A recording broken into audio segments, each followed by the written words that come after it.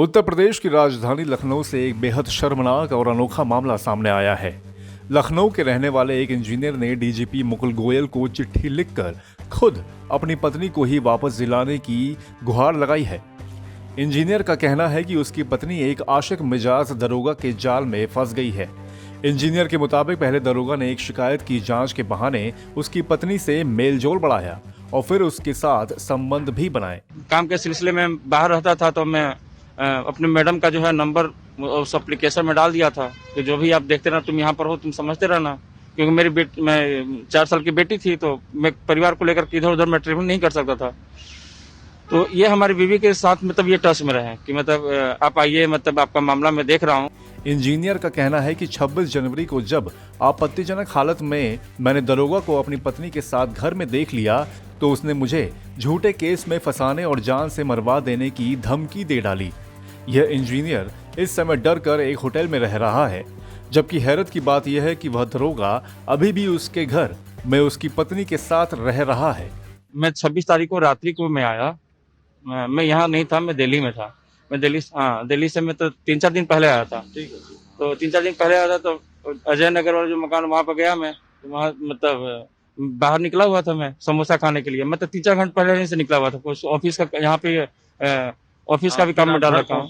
घर पहुंचे सर, तो दरवाजा मैंने खटखटाया तो जो जाली वाली जो गेट होती है वो बंद थी अंदर से भी, वो गेट जो खुला था, अंदर का एक जो ताला वाली गेट थी वो खुली थी।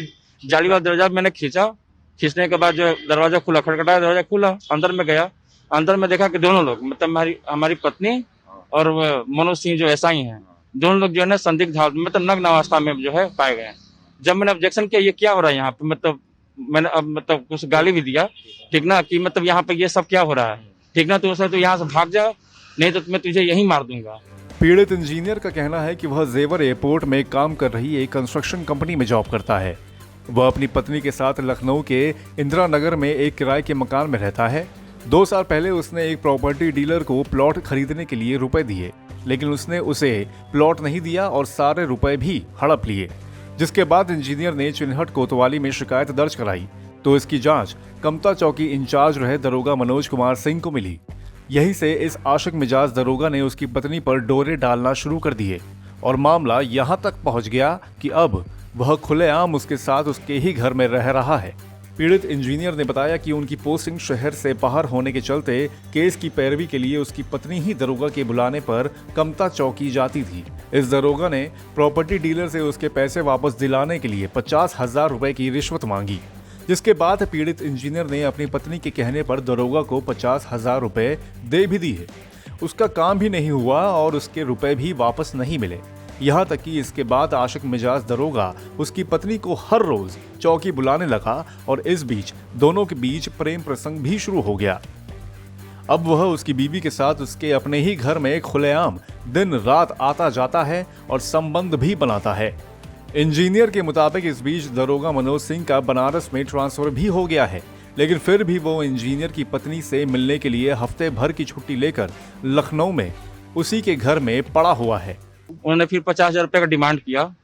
मेरी बीवी ने 50,000 रुपये हमसे मांगा, मैंने 50,000 रुपये उनको दिया भी, ठीक ना, कि ये देख लो, अगर मान लो चला भाग दौड़ में खर्च होती है कोई बात नहीं, तो ये 50,000 ले लो और आप दे दो। और उसके बाद जो भी है मतलब निष्पक्ष जांच के लिए मांग करो कि निष्पक्ष हमारी जांच की जाए, ठीक है।